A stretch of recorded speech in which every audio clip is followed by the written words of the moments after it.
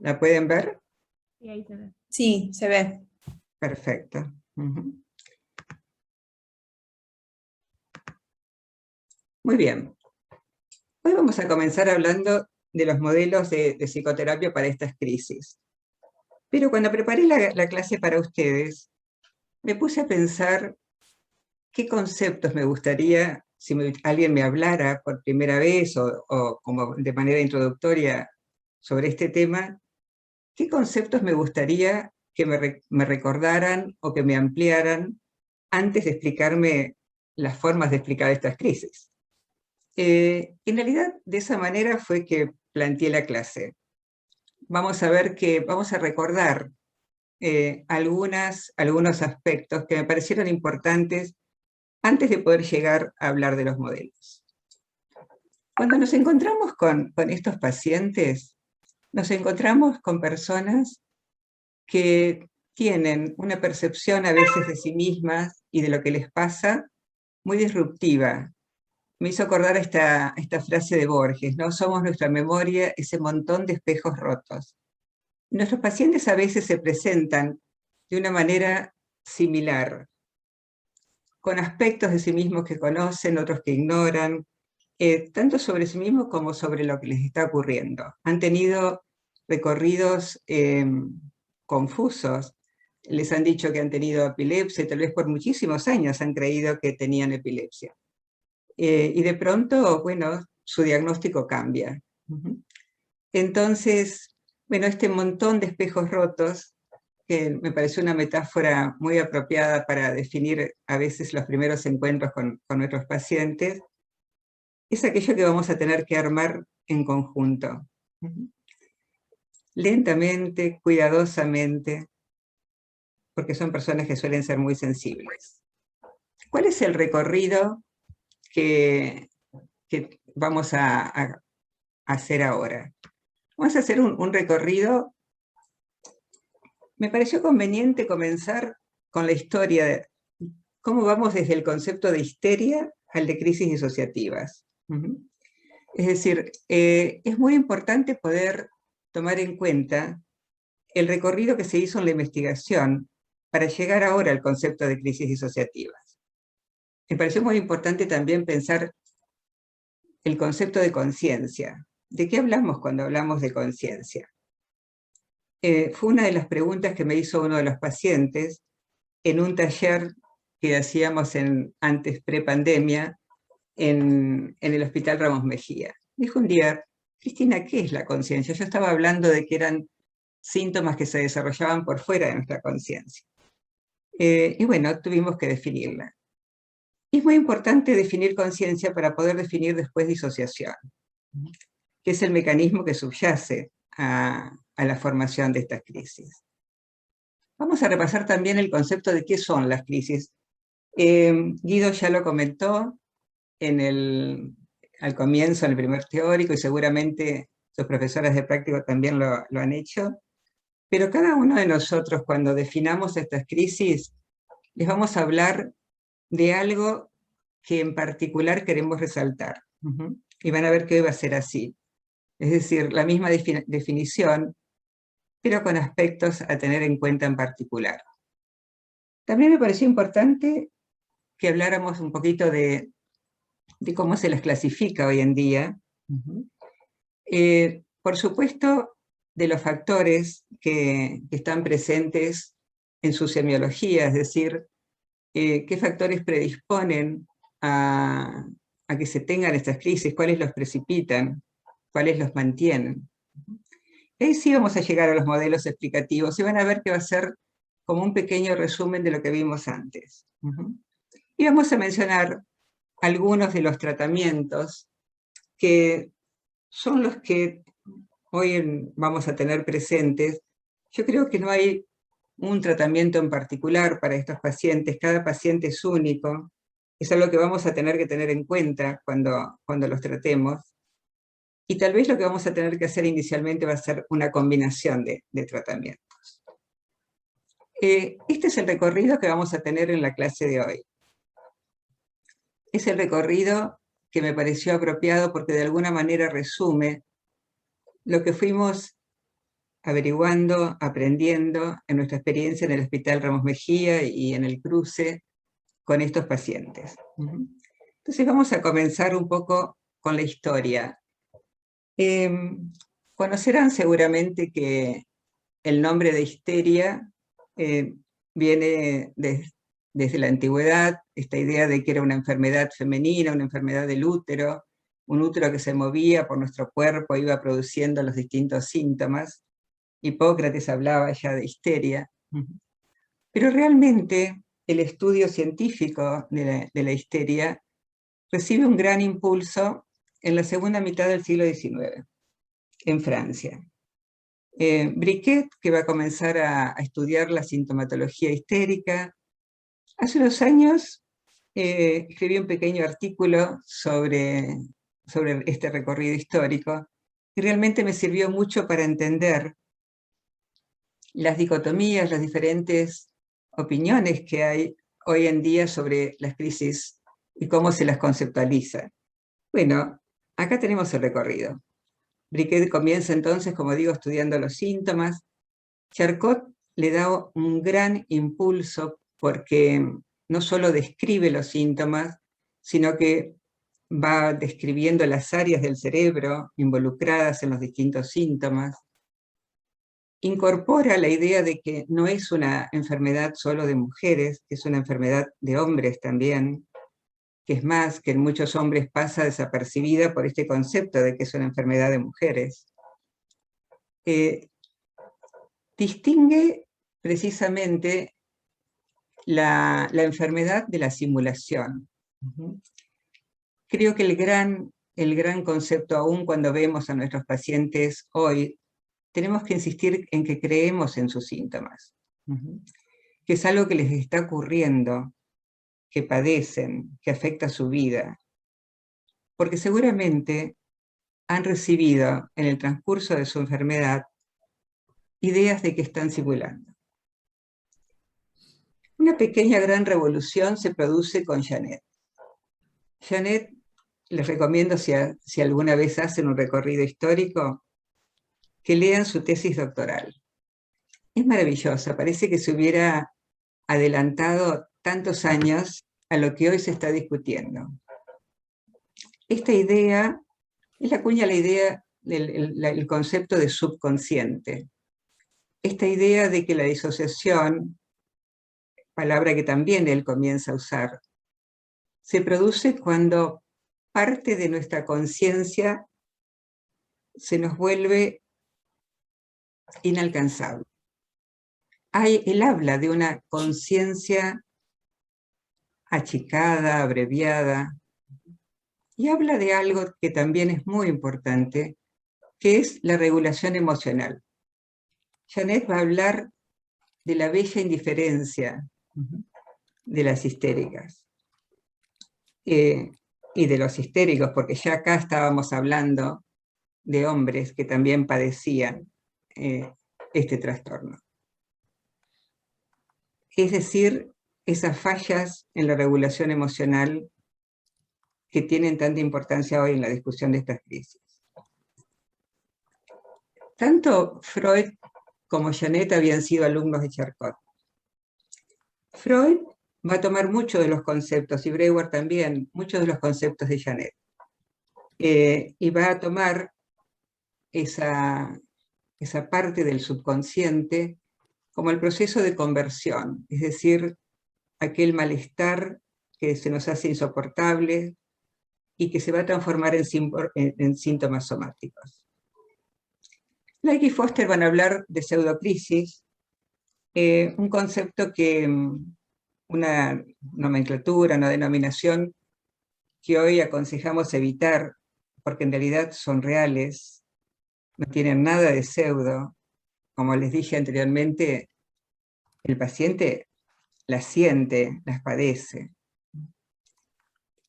Richard Brown es un investigador, un neurólogo inglés, que les marco en este recorrido de la historia de las crisis, porque creo que produjo un avance muy significativo en el estudio de los procesos disociativos. ¿De qué hablamos cuando hablamos de disociación? Realmente sus estudios y después su modelo único integrativo para el tema de disociación es muy interesante. Y Laura Goldstein, también una investigadora inglesa, que es la primera que, al menos la primera que yo leí, que llamaba a estas crisis como crisis disociativas y justificaba el por qué llamarlas de esa manera. Este es mi recorrido. Por supuesto que si a ustedes les interesa la parte de cómo se fue desarrollando la investigación, elegirán sus propios autores.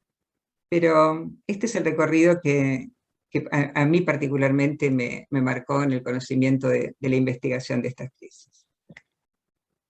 Y vamos a comenzar con ¿a qué llamamos conciencia? Cuando buscaba una lámina que representara la conciencia, y acordándome de ese momento, de ese paciente que en el hospital Ramos Mejía me preguntó, Cristina, pero ¿qué es conciencia? Imagínense un pequeño grupo de pacientes con sus familiares y tener que explicar qué era la conciencia. Entonces, bueno, uno comienza a decir, bueno, es la forma como nos percibimos, cómo percibimos el mundo, pero al mismo tiempo, la conciencia de un momento también es un recorte de todos los datos que tenemos. Es decir, cuando hablamos de tener conciencia de algo, pareció que esta lámina era muy representativa.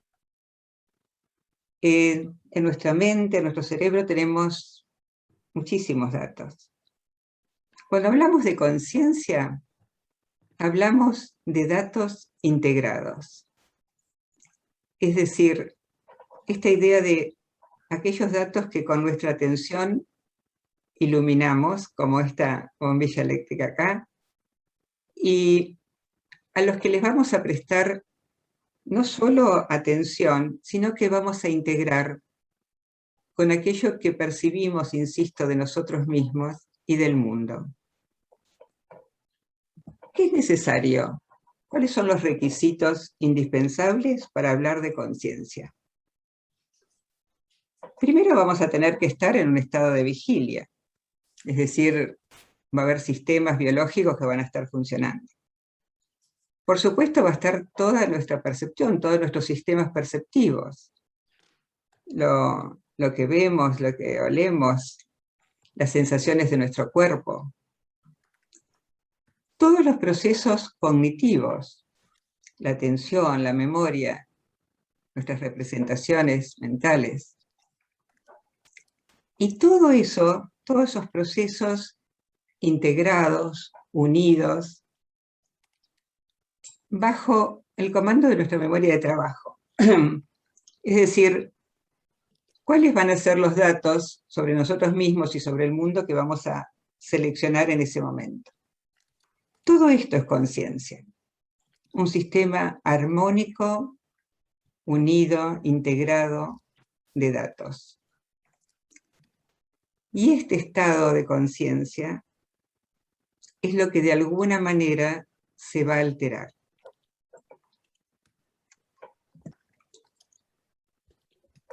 Me interesa en este momento hacer una pequeña reflexión sobre cómo funciona nuestro cerebro.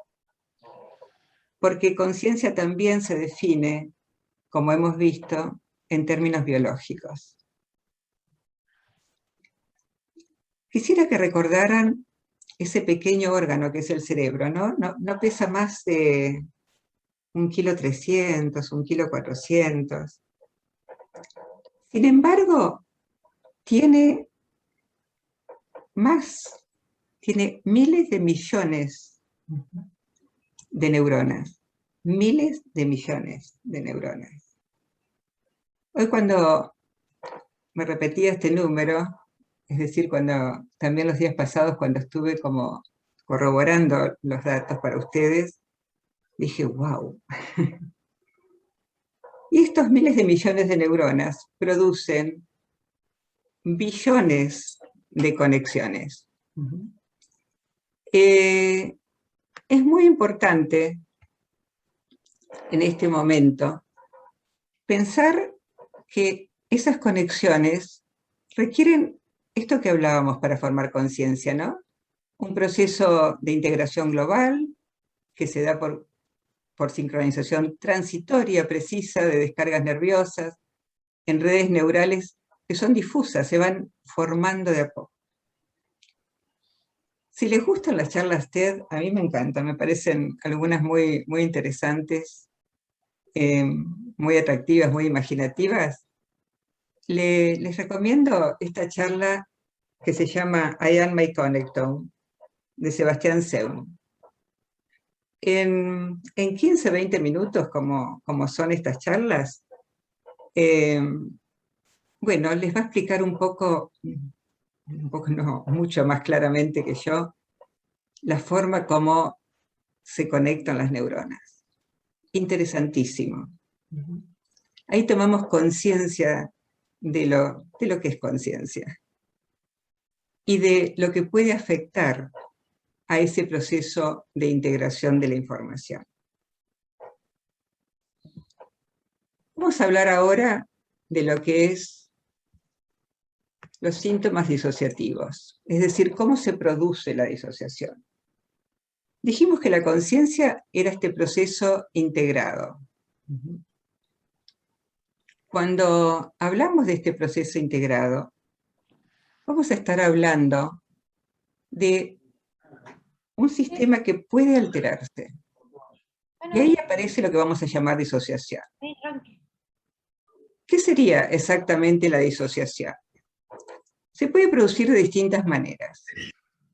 A veces porque hay una pérdida de esa continuidad de la experiencia subjetiva. Es decir, se producen intrusiones involuntarias que no están deseadas y que se producen en la conciencia, pero también a veces en el comportamiento, en la conducta. Las podemos observar. Esto es lo que vamos a llamar disociación positiva. Síntomas que se agregan involuntariamente al funcionamiento normal. ¿Puedo poner la suya? Perdón, ¿hay alguien que está con el micrófono abierto? ¿Puede ser? Les pediría que lo apaguen. Camila, me parece... Ah, pero vos te vas a quedar ahí. Perdón, gracias.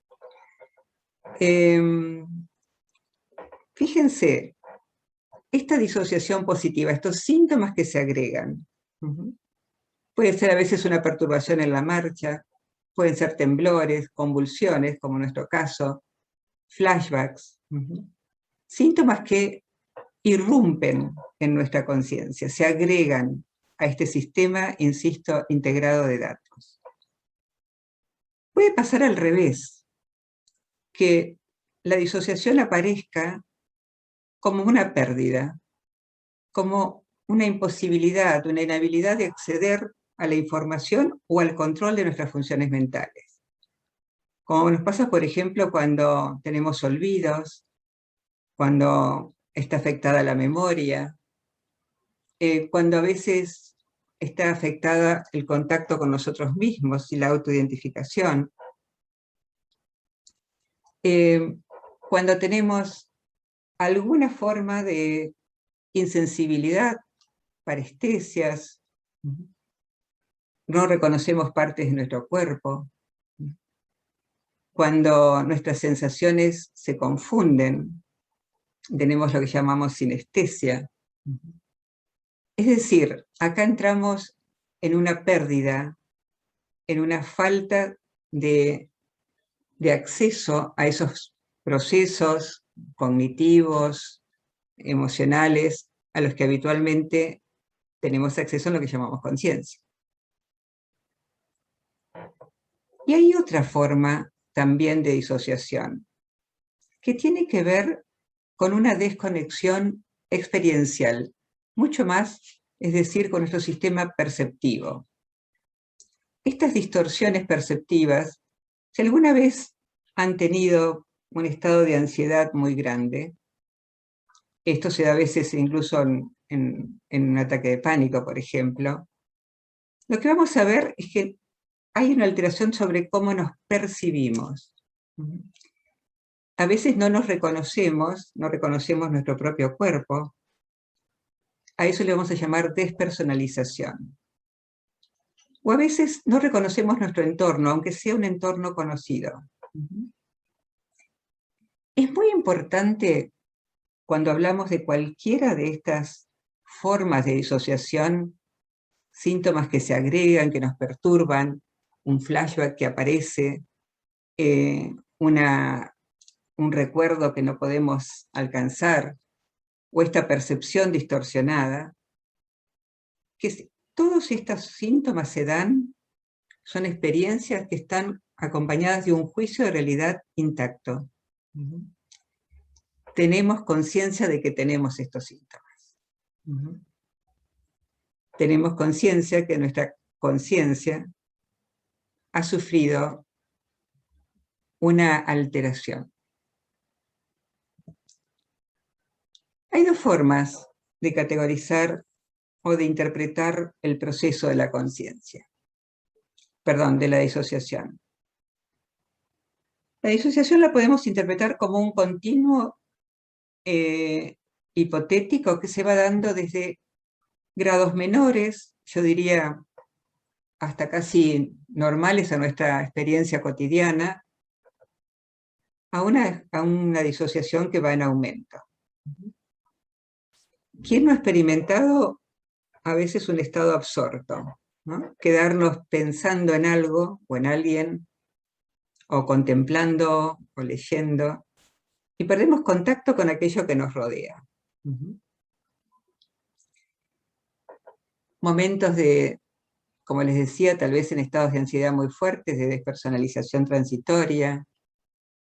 Todos habremos escuchado hablar de la hipnosis, o del trastorno de despersonalización, cuando esos síntomas se van acentuando y se vuelven repetitivos, o de la amnesia disociativa, o de los casos de somatización, donde aparecen este sinfín de síntomas somatomorfos que no tienen explicación médica. Seguramente Guido les habrá comentado en el primer teórico de que en las guardias hasta un 25-30% de las consultas tienen que ver con este tipo de somatizaciones. Pacientes a los que es difícil rastrearles una alteración tanto anatómica o fisiológica que justifique sus síntomas. Por supuesto hablamos después del trastorno disociativo, también conocido como trastorno de personalidad múltiple. Esta sería una forma de abordar la disociación, como este continuo que va casi de la normalidad a profundizándose en la enfermedad. Pero también es interesante este otro abordaje. Esto lo vamos a ver. ¿Por qué les planteo esto? Porque va a ser importante para entender los distintos modelos después que van a explicar este trastorno. Una de las formas que puede tener la disociación es precisamente esta alteración en la percepción. Un distanciamiento, es un estado alterado de la conciencia con una sensación de separación, detachment en inglés, una extrañeza. Nos percibimos y percibimos nuestro entorno de una manera distinta a lo que nos ocurre en nuestra experiencia cotidiana. Hay una separación en estas percepciones. Y la otra forma, que también encontramos en nuestros pacientes, que tienen que ver más con el trauma, con la perturbación emocional, que es un déficit reversible, esto es muy importante, en la capacidad de controlar procesos, por ejemplo la memoria, o acciones, lo motriz, que normalmente estarían bajo nuestro control. Algo de ese control se nos fue, se nos escapó. Nuestra conciencia aparece acá como compartimentada. Tenemos acceso a algunos procesos y a otros no. Y de esto es de lo que estamos hablando cuando hablamos de disociación en términos de compartimentación. Y es una de las miradas, yo digo ambas, tanto el distanciamiento como la compartimentación, muy actual para entender lo que es la disociación. Fíjense, cuando hablamos de disociación hablamos de todos estos fenómenos, de todos estos síntomas. Síntomas somáticos, perturbación de la identidad, mecanismos de defensa, como lo vamos a ver en algunos de las interpretaciones de nuestros modelos, amnesia, atención dividida, automatismos, estados absortos, hipnosis, estados esquizoides, pseudoalucinaciones, esta sensación de que se perciben ciertas experiencias, tenemos percepciones, pero al mismo tiempo sabemos, a diferencia de un estado de psicosis, de que realmente estamos percibiendo algo que no está allí. Sentimientos y pensamientos intrusivos, flashbacks, esta idea de una conciencia reducida y estos fenómenos de desrealización y despersonalización. Todo esto es disociación. Ahí nos vamos dando cuenta de que es un concepto que ya no nos resulta tan extraño, que estaba mucho más presente. Para mí fue uno de los grandes descubrimientos de este proceso de investigación. Darme cuenta que era precisamente eso, ¿no? La disociación, un proceso que se daba en muchísimos síntomas, en muchísimos trastornos, y que por supuesto va a estar presente en la formación de los síntomas que estudiamos. Y acá llegamos finalmente a la definición que seguramente ya escucharon de nuestras crisis. Como cambios abruptos en la conducta, en la senso-percepción o en la actividad cognitiva limitados en el tiempo. Es muy importante cuando hablamos de nuestros pacientes, saber que estos cambios son abruptos y breves, o más prolongados a veces que una crisis epiléptica, pero que comienzan y terminan, que se parecen a una crisis epiléptica, pero que tienen una diferencia muy importante, como seguramente les habrán remarcado, de que acá no hay una descarga neuronal anómala. Y esto es muy interesante porque también les habrán nombrado que la forma, el estudio que muchas veces se les pide a estos pacientes para diagnosticarlos, es el electroencefalograma con video, ¿no? Es decir, el paciente está 4 o 5 días con un electroencefalograma permanente y al mismo tiempo está siendo filmado. Y se puede ver que en el momento en que se produce la crisis, su registro en el electroencefalograma es normal.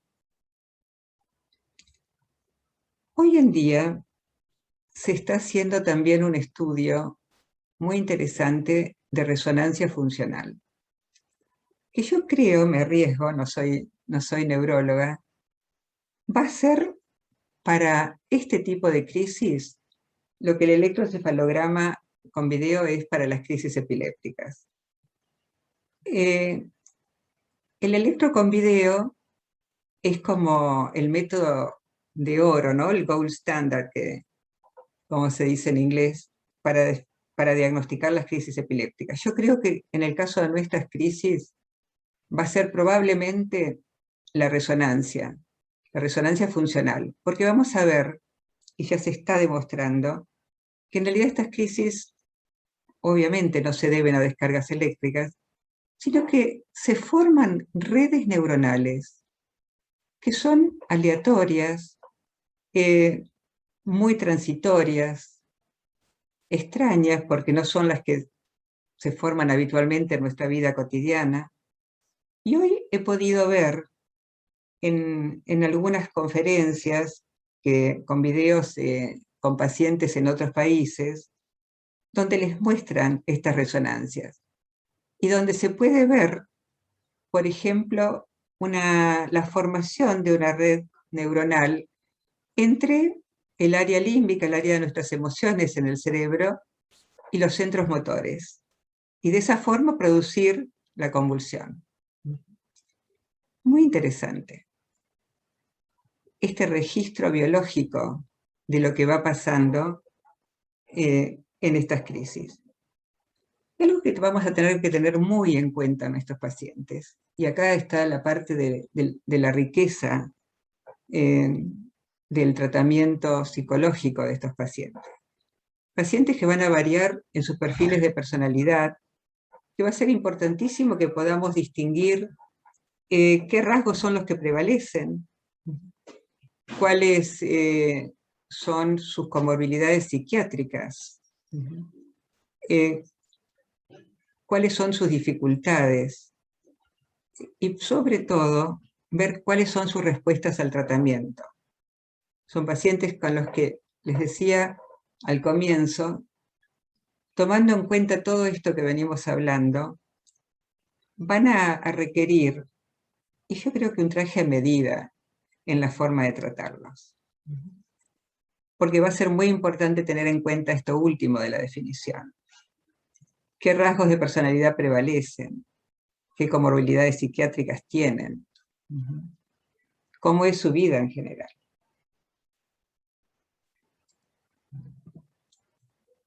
También me pareció importante recordarles cómo se nombraron. Porque van a leer, ustedes tienen que hacer un trabajo y les hemos sugerido que sea sobre este tipo de crisis, y van a leer distintos artículos. Y van a ver que se van a encontrar con distintas formas de nombrarlas.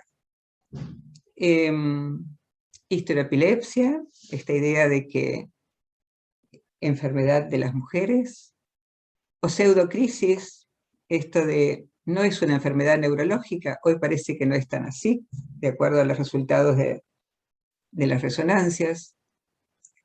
Por supuesto, se las definió como crisis no epilépticas psicógenas, es decir, se las definió por aquello que no son. Y tal vez lo que van a encontrar como más común en estos tiempos va a ser un trastorno de conversión con convulsiones, crisis de síntomas funcionales, es decir, estos síntomas que no podemos, digamos, definir por temas anatómicos o fisiológicos, y finalmente la idea de crisis disociativas. Y por último, como, digamos, introducción a los modelos, me pareció importante recordarles cómo se las clasifica. Ustedes saben que hay dos sistemas muy grandes de clasificación de enfermedades. Tenemos la clasificación, el DSM, la clasificación de la Asociación Americana de Psiquiatría.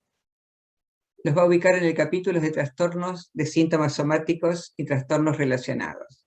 Es un capítulo nuevo del DSM-5, en el que casi no se hace referencia a criterios psicológicos para diagnosticar estos síntomas.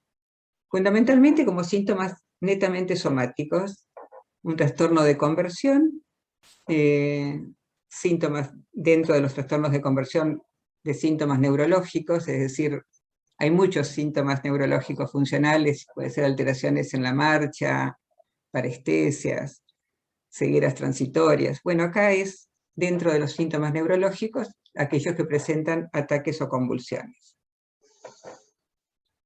Y vamos a tener también la clasificación internacional de enfermedades, que tiene una visión bastante distinta al DSM, porque más parecida a esto que yo les marcaba de a qué llamamos disociación, ¿no?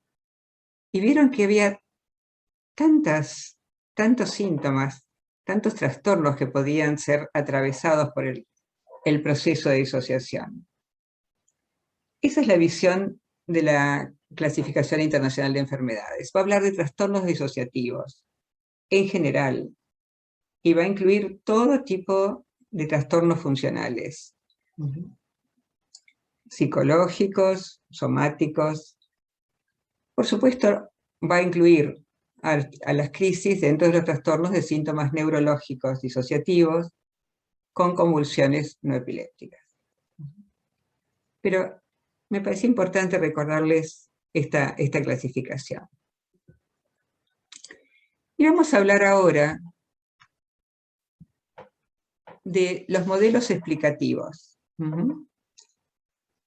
Ahora sí comenzamos con el abordaje de cómo explicamos estas crisis. Y acá vamos a usar lo que hemos venido viendo. Estas crisis las podemos ver como una activación de material disociado, es decir, originarias en un trauma. Muchos de nuestros pacientes han tenido episodios traumáticos, pero vamos a ver que no todos de ellos han pasado por traumas. Una de las conceptualizaciones más comunes y las que aún perdura es esta, de que hay un material disociado que se activa. Pero les recuerdo, no siempre va a ser esta la situación. También vamos a encontrar que las crisis pueden deberse simplemente a una respuesta autonómica, como si fuera un mecanismo de defensa que traemos con nosotros mismos. ¿De qué estamos hablando acá? Estamos hablando de las personas que tienen tal vez un sistema neurológico muy reactivo, o una personalidad reactiva, una forma de procesar sus emociones reactivamente. Es decir, una respuesta totalmente autonómica que sirve más que nada como un factor protector. Puede ser también una forma de estrés emocional, mucho más parecido a la definición de conversión de Freud. Y también puede ocurrir que puedan deberse a comportamientos aprendidos. Vamos a verlas en particular. El primer modelo, les decía, es esta activación de material disociado. Acá estamos hablando, ¿se acuerdan cuando mencionamos compartimentación? Es decir, parte de nuestros recuerdos que quedan sustraídos a la conciencia, precisamente porque son recordatorios de un trauma.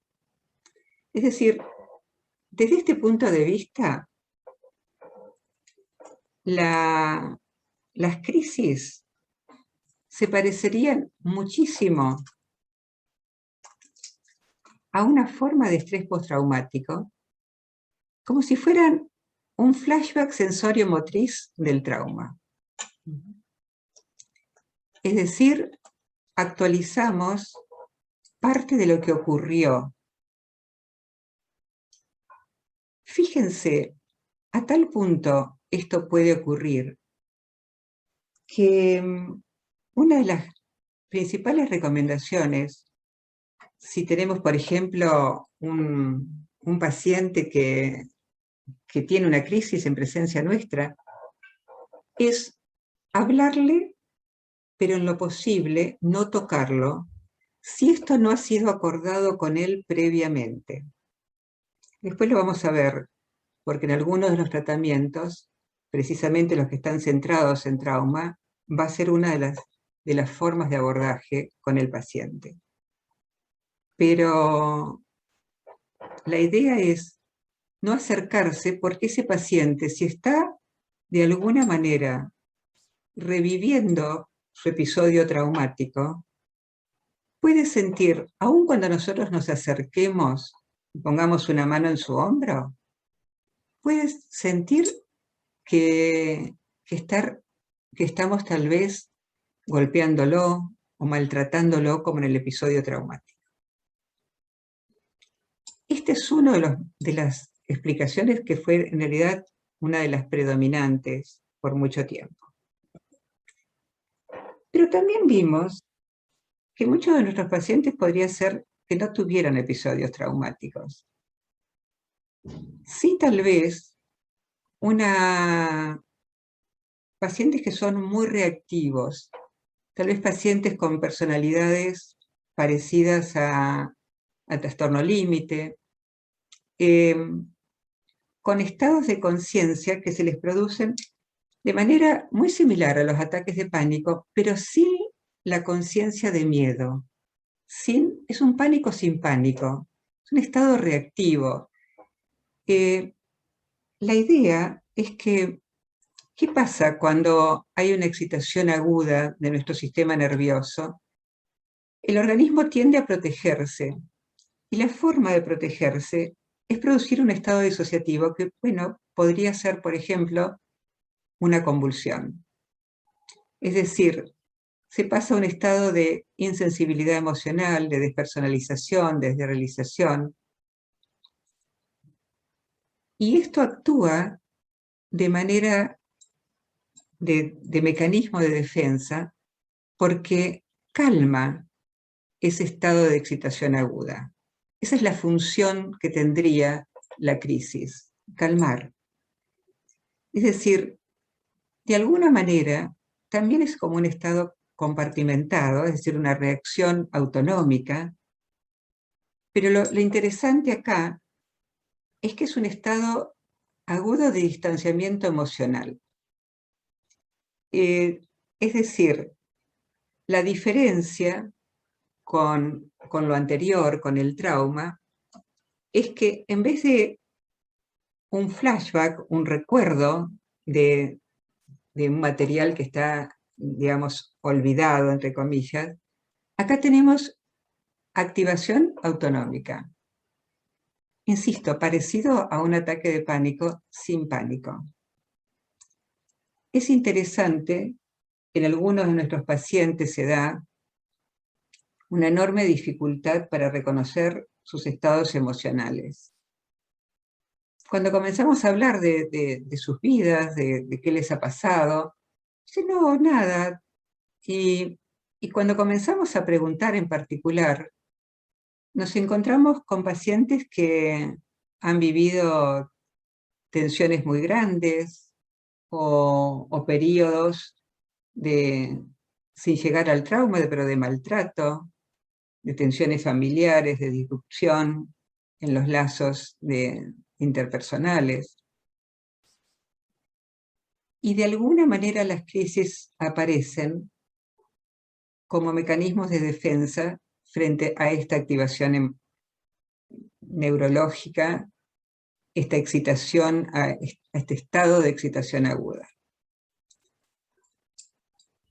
Vamos a ver el tercer modelo,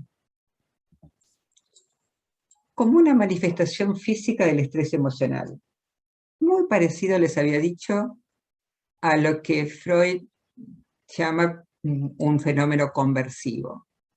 También es una respuesta defensiva, pero más que autonómica, es una respuesta a la dificultad para expresar la angustia, esos sentimientos que nos perturban. Y la transformación de ese malestar emocional en un síntoma somático. Es muy interesante porque, vuelvo a insistir, estos pacientes muchas veces se muestran reacios a reconocer sus emociones, las malinterpretan. Hemos tenido pacientes a los que les hemos preguntado, como les decía, sobre qué les había ocurrido en el periodo cercano a sus crisis, en el comienzo de sus crisis, y por ahí nos respondían nada. Y sin embargo, lo que estaba ocurriendo era, por ejemplo, una vez recuerdo un paciente, porque realmente era algo que nos llamó mucho la atención. En Buenos Aires, en la ciudad de Buenos Aires no hay tornados. Y ese verano había habido y había pasado por una zona de la capital, y nos encontramos con, bueno, este paciente que nos dice, no, en mi vida no pasó nada, y después cuando entra un familiar y le volvemos a hacer estas preguntas, nos dice, sí, bueno, nuestra casa, parte del techo de nuestra casa se voló con ese tornado. Eso no había sido registrado. Y recuerdo que esa paciente llegó a nosotros en silla de ruedas, no podía caminar. Sin embargo, la parte emocional no estaba registrada. Y lo que les decía también, el modelo de comportamientos aprendidos. Las crisis, como una conducta aprendida por condicionamiento operante, tal vez con algún beneficio intrínseco, extrínseco. Lo vamos a ver, por ejemplo, en pacientes que no es tan extraño a veces encontrar, tampoco es que en la mayoría de ellos ocurra, pero sí pacientes que, por ejemplo, tienen miembros de su familia, conocidos o vecinos que han padecido epilepsia. O que tal vez los ha impactado, como nos ha ocurrido en algún momento, alguien que recuerda una escena de una película que lo impactó mucho de alguien que tenía epilepsia. Bueno, de esta forma, ya sea por trauma, ya sea por respuesta autonómica, por una conversión de un malestar emocional o por conducta aprendida, son las formas que vamos a tener que rastrear en cada paciente cómo se fue formando su crisis. Y yo les había mencionado, cuando hicimos el pequeño recorrido sobre la evolución histórica, la forma de cómo interpretar los síntomas, las crisis, de una manera más integral. Y les mencioné a Richard Brown. Él toma en cuenta todo, toma en cuenta el trauma, lo autonómico, la reacción conversiva, el aprendizaje, y dice, ¿por qué ocurre la crisis? Y va a hablar de dos sistemas de procesamiento, tomando en cuenta estos cuatro elementos, ¿no? Es decir, tomando en cuenta tanto el trauma, lo autonómico, lo conversivo, como el aprendizaje. Y va a decir, ¿cómo funcionamos habitualmente? Este estado de conciencia habitual, este estado integrado, que funciona casi automáticamente. Es decir, la mayor parte de las situaciones de nuestra vida se van produciendo casi sin que intervengamos demasiado en nuestro control voluntario. Vamos interpretando lo que ocurre alrededor nuestro en el mundo, lo que nos pasa, y el comportamiento se va realizando automáticamente. Yo a veces a mis pacientes les hago esta comparación cuando quiero explicar esta forma casi automática de funcionamiento cotidiano que tenemos. ¿Qué pasa cuando se nos cruza una persona? Una persona que tal vez no vimos nunca, se nos cruza y en un segundo, sabemos si la conocemos o no, sabemos si nos produce una sensación de rechazo o de atracción. Y eso ocurrió sin que nuestro cerebro casi se enterara de que le hubiéramos dado una orden. Es decir, nuestro cerebro vive como interpretando y ya adelantándose a lo que va a interpretar. Es decir, no sé si conocen este experimento, es de los años 90, es un poco antiguo, pero es un experimento de percepción. Se le pidió a un grupo de personas que jugaran con una pelota. La idea era dos equipos, remeras blancas, remeras negras, y no tenían que dejar que la pelota tocara el piso. O sea, su atención iba a estar registrada en sostener la pelota en el aire. Y paralelamente se lo filmó y después se trajeron espectadores contándoles que esto era lo que iba a ocurrir. En esa escena se hicieron pequeños cambios, algunos bastante fuertes. Mientras los jugadores estaban pasándose la pelota, pasó alguien disfrazado, o se cambiaron los colores de la iluminación del lugar. Y a tal punto nuestro sistema perceptivo está programado de antemano que muchos de estos cambios no se vieron, o no fueron percibidos por los espectadores, o no fueron percibidos ni siquiera por los que estaban jugando. Es decir, a ese grado de predicción funciona nuestro cerebro. Ese es nuestro nivel primario de funcionamiento. Tenemos un nivel secundario, que es el que tiene que ver con nuestro control ya mucho más voluntario. Acá estamos hablando ya de un mecanismo donde nos ponemos metas. Son esos mecanismos que nos producen un cierto esfuerzo. Seguramente habrán tenido la sensación, por ejemplo, cuando entran a un supermercado que no conocen. La molestia que es ir buscando los distintos elementos que necesitamos. Ahí nos damos mucha cuenta de cuán automatizado tenemos el recorrido en el supermercado que conocemos, al que vamos siempre. ¿Por qué les marco esto? Porque junto con estos procesos de trauma, autonómicos, conversivos, vamos a estar trabajando con estos sistemas de atención. A veces a nuestros pacientes, como parte de la psicoeducación, les decimos para que interpreten lo que les pasa. Porque, insisto, ellos siguen teniendo conciencia de que algo les pasa. La idea es esta, decimos, mira, lo comparamos con el celular. Decimos, el hardware de tu conciencia, de tu funcionamiento está bien, pero hay problemas con las aplicaciones. Algo pasa en que aquellos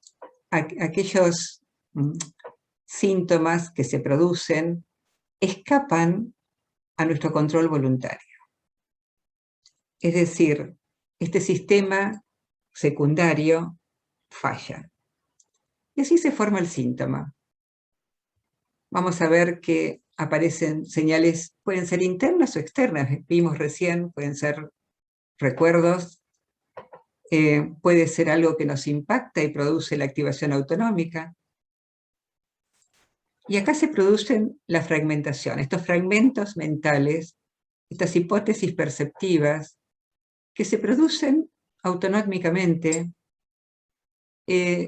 con o sin percepción de miedo, y nuestro cerebro inhibe ese procesamiento secundario, esa toma de conciencia, esa direccionalidad que queremos darle a lo que nos va a ocurrir o lo que vamos a hacer o lo que vamos a sentir. Y entonces se produce esta respuesta cognitivo-conductual que es la crisis. Esta explicación de Brown para mí es la que más me cierra. Es decir, cómo nuestro cerebro se equivoca, les digo yo a mis pacientes. Produce síntomas, establece conexiones por fuera de nuestro control consciente.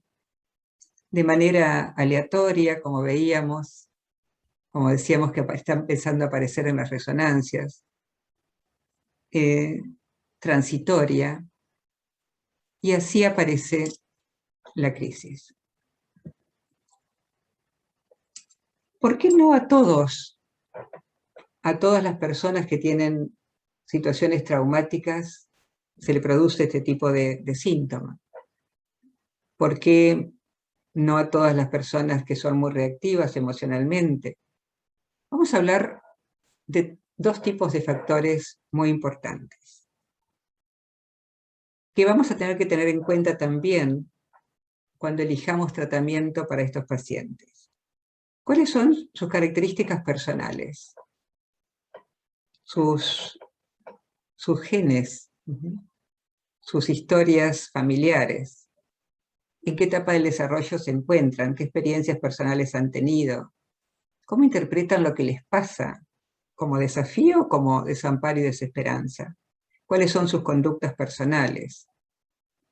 Estos van a ser los factores predisponentes que van a favorecer la aparición de estas crisis.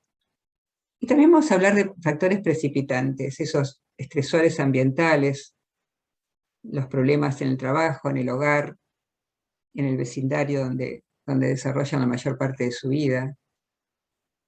¿Qué sucesos de vida significativos han tenido? Fallecimientos, separaciones, mudanzas. ¿Hay o no trauma? Cuando los procesos de regulación, tanto emocional como psíquica en general, no son suficientes y ese factor estresante se perpetúa, acá va a aparecer las alteraciones en el funcionamiento y entonces nos vamos a encontrar con un desgaste corporal y anímico que va a provocar la aparición del síntoma. ¿Y por qué se continúan? ¿Por qué se perpetúan? Porque precisamente las crisis calman. Hay una reducción del sistema autonómico. Y entonces nuestro cerebro aprende que frente a síntomas displacenteros pueden moderarse estos síntomas o reducirse ejecutando la crisis. Y de esta manera se forma un estímulo condicionado que produce la crisis ante cualquier tipo de amenaza o de activación autonómica. Como ven, de alguna manera, este recorrido que fuimos haciendo nos fue llevando a comprender, o al menos tratar de comprender, iniciarnos a comprender qué le está ocurriendo a nuestros pacientes. Y voy a mencionar brevemente algunos tratamientos. Antes que nada, ¿qué buscamos en un tratamiento de estos pacientes? Teniendo en cuenta estos modelos explicativos de los que vinimos hablando. Primero que nada, tratar de explicarles el vínculo cuerpo-mente, entender su historia personal. Las primeras entrevistas van a ser entrevistas largas. Se recomiendan en algunos tratamientos de entrevistas de 2 horas, por ejemplo, como para poder establecer que las características personales generales de nuestros pacientes. Proponerles también, a veces un número limitado de sesiones, y vamos a poder explorar ahí entonces estos factores predisponentes, precipitantes, perpetuantes. Vamos a tratar de buscar como objetivos, casi todos los tratamientos van a tener los mismos objetivos, es decir, modificar la percepción de la enfermedad, ayudarlos a controlar los síntomas, aumentar su independencia, a que puedan gestionar autonómicamente su ansiedad, incorporar, por un lado, el apoyo familiar, pero al mismo tiempo reducir la dependencia. Dentro de los tratamientos elegí 3 o 4 para nombrarlos prácticamente. Si, por ejemplo, gran parte de los síntomas tienen que ver con situaciones disruptivas de relaciones interpersonales, este tratamiento de Howlett y Reuber es de los que más les aconsejaría que siguieran. Se va a desarrollar así, combinando terapia interpersonal con un modelo de trastornos somáticos funcionales, Y se va a trabajar muchísimo en relaciones interpersonales, en las presiones de la vida actual, en qué recursos de afrontamiento se tienen. Y sobre todo, se va a fomentar mucho el enfoque sensorial, los ejercicios de relajación, el poder reconocer y establecer límites, y sobre todo el capacitar y preparar a los cuidadores y a los distintos profesionales de la salud para ayudar a estos pacientes. Es muy interesante que en países donde se hacen abordajes multidisciplinarios, vamos a encontrar que en el equipo que trata a estos pacientes va a haber neurólogos, psicólogos, psiquiatras, kinesiólogos, es decir, un abordaje muy completo. Y bueno, creo que entrenar a todos ellos es también un factor fundamental para el éxito de los tratamientos. El tratamiento con un, digamos, manualizado tal vez más completo es una terapia basada en mindfulness. Es un protocolo de tratamiento que se basa en conceptos de atención plena, tiene muchos elementos, sobre todo cuando hablamos con pacientes que tienen características de trastorno límite, con pacientes con desregulación emocional. Y vamos a encontrar acá elementos de DBT, elementos de la terapia de aceptación y compromiso, también de terapia cognitiva basada en la atención plena. Realmente un tratamiento que ayuda a presentar distintas formas de abordaje y de entrenamiento de nuestros pacientes. Siempre los tratamientos van a estar acompañados en general con instrucciones entre las sesiones, con resúmenes para los pacientes y para los familiares. Si en cambio en las entrevistas iniciales detectamos el trauma y podemos establecer un tratamiento digamos, un trastorno la presencia de un trastorno de estrés postraumático, nos vamos a encontrar entonces con este modelo de tratamiento diseñado por Lorna Myers, de las personas que más ha estudiado la relación entre trauma y crisis disociativas. Y acá va a ser muy importante psicoeducar a los pacientes sobre el trauma, sobre el tratamiento, sobre el trastorno de estrés postraumático y justificar la exposición prolongada, que va a ser la técnica importante en este tratamiento.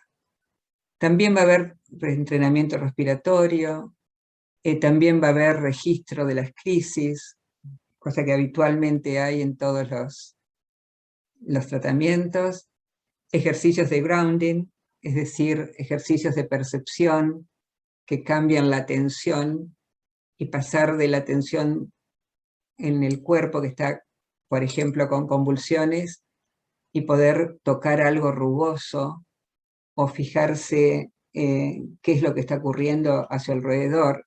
Es decir, tomar contacto, ¿no? Bajar a tierra, esto de grounding.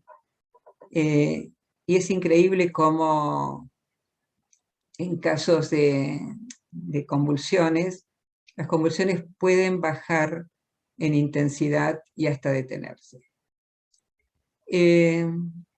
El tratamiento de Lorna Myers, entonces, cuando hablamos sobre todo de la presencia de trauma.